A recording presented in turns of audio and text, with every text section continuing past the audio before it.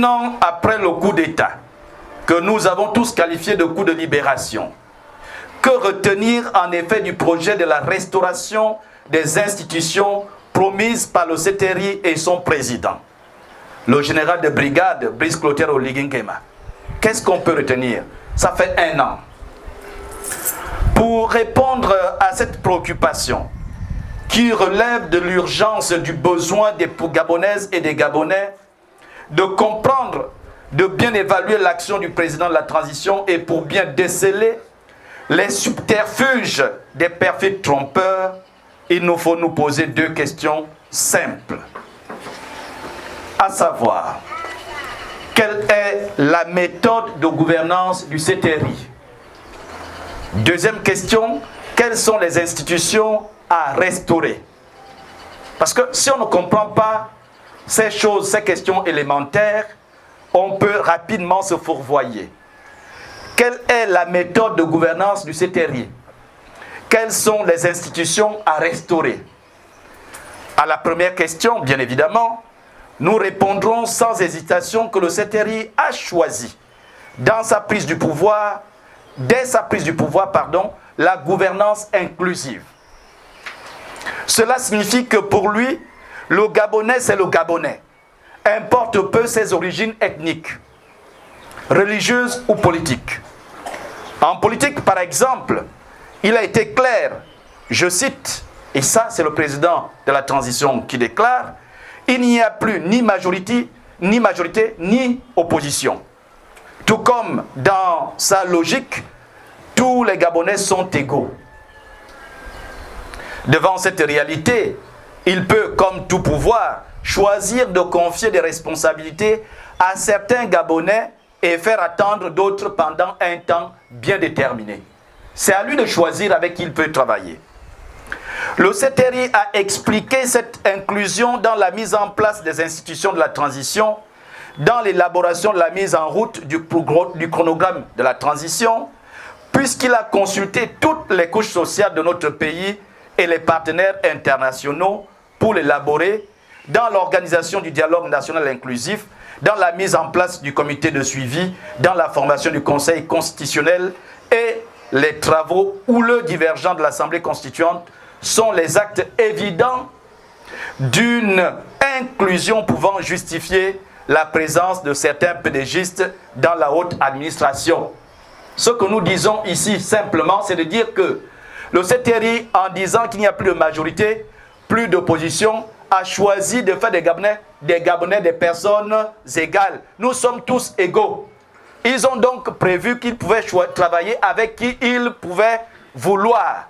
Donc vous avez, depuis un temps, certaines personnes qui pensent, notamment certains politiques, qui affirment que le CTRI ne doit en aucun cas travailler avec les Gabonais, sachant que ce sont ceux-là d'ailleurs qui ont pratiqué l'exclusion en mettant les Gabonais hors des plus hautes sphères de leur pouvoir, qui ont spolié les Gabonais de leurs terres ancestrales et de leur dignité, qui ont justifié la gestion du Gabon par des étrangers, qui se sont tus pendant que les étrangers pillaient le Gabon.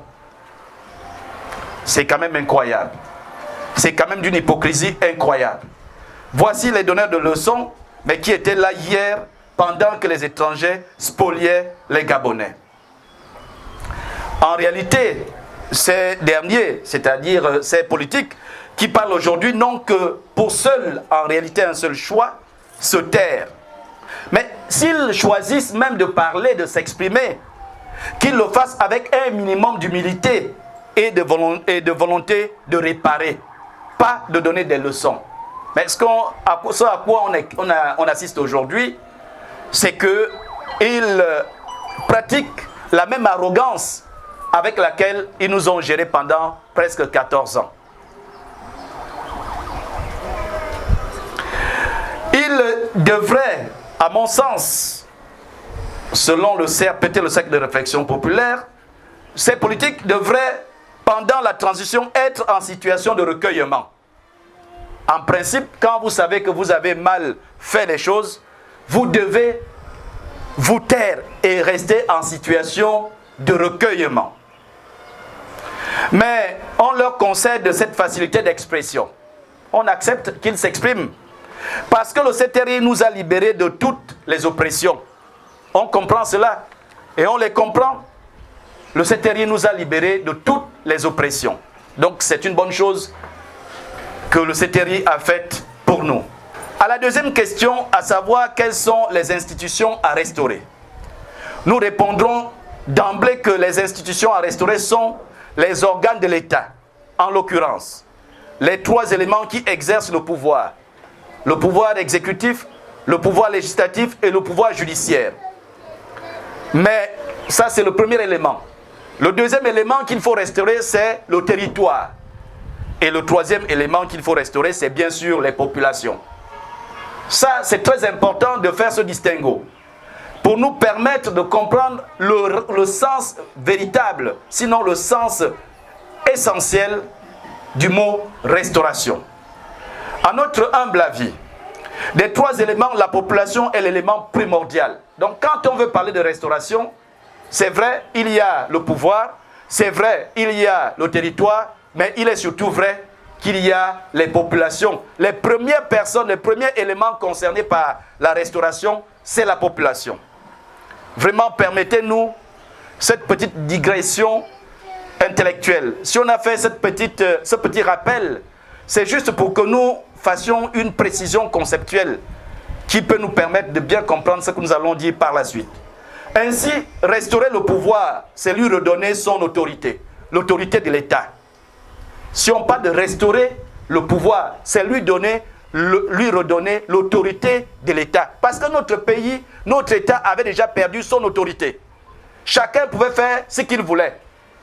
Tout le monde se souvient de la Young Team, qui pouvait faire papa a dit, maman a dit. Et ce n'était plus l'État qui était au centre de tout. Et depuis que le CTRI est là, nous voyons bien que tout le monde sent et reconnaît qu'il y a une autorité qui gouverne le Gabon. Restaurer le territoire, c'est redonner sa sécurité, c'est lui assurer sa sécurité. Et c'est toute la valeur du dialogue national inclusif qui a travaillé sur l'immigration, sur la sécurité du territoire, qui a impulsé un certain nombre, qui a émis un certain nombre de résolutions susceptibles aujourd'hui de permettre à ce que notre territoire soit totalement sécurisé. Et puis, quand on parle de restaurer la population, c'est lui redonner sa dignité. Voilà d'abord la première chose. Quand on parle de restauration, c'est de redonner la dignité à la population. Notre préoccupation devient donc ici celle de savoir comment évaluer cette dignité. Parce qu'on dit toujours la dignité, et tout le monde se souvient de l'époque de Feu Omar Bongo, on disait est-ce qu'on mange la paix? Est-ce qu'on mange la paix? Mais lui il disait je préfère la paix au désordre ou à l'injustice. Enfin, ceux qui ont la bonne mémoire peuvent s'en souvenir. Mais avec la période de la transition actuelle, nous pensons que l'élément fondamental qui doit être redonné aux Gabonais, c'est leur dignité. Pour l'heure, nous ne pouvons faire cette évaluation qu'en comparant l'état psychologique des populations avant et après le coup d'État. Ça veut dire comment les Gabonais percevaient-ils leur vie avant le 30 août et comment aujourd'hui perçoivent-ils leur vie. Quel était ainsi l'état psychologique des Gabonais avant le 30 août, notamment les 12 dernières années, durant lesquelles, par exemple, M. Alain-Claude Bilibizé était l'un des hommes forts du régime déchu. Parce que nous savons que ce dernier est rentré comme porte-parole de la présidence en 2012. Et il a fait tout son circuit, il a fait toutes ses classes jusqu'à devenir Premier ministre de la République gabonaise. Même si ça a été juste pour 7 mois. La réponse est claire. Les Gabonais étaient tombés dans la résignation. Les Gabonais étaient tombés dans la résignation. L'aphorisme typiquement gabonais était « on va encore faire comment ?» Tous les Gabonais, avant le 30 août, c'était « on va encore faire comment ?» On va encore faire comment? Parce que pour Alain-Claude Bilibizé, lui, disait-il, qui avait su, n'est-ce pas, imprimer dans nos têtes que si nos enfants étaient près de 50% au chômage, car ils ne pouvaient plus passer des concours, être recrutés à la fonction publique et au privé, c'est de notre faute. Que si nous ne mangions qu'une seule fois par jour, le panier de la ménagère étant trop cher, c'était de notre faute. Que si nos femmes, nos enfants, nos parents mouraient comme des mouches et accouchaient à même le sol dans nos hôpitaux, c'était de notre faute. Il disait que si Lee White était devenu ministre de la République, au compte même de la province de Gouévindo, c'était de notre faute. Il nous disait que si Lee White envoyait les éléphants tuer les ogivins dans leurs plantations, c'était de notre faute. Pourquoi, selon lui, tout cela était-il de notre faute? Parce que, selon lui toujours, le Gabonais veut vivre au-dessus de ses moyens. Ok.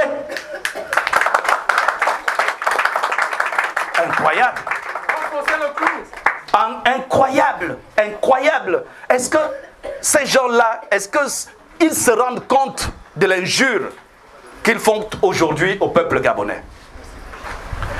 Par ce postulat mortifère, ils nous avaient arraché le droit de croire en l'avenir, de croire en nous-mêmes et de croire en notre pays. C'est ça la résignation. Quand tu envoyais ton enfant à l'école, tu ne savais plus si oui ou non il avait un avenir.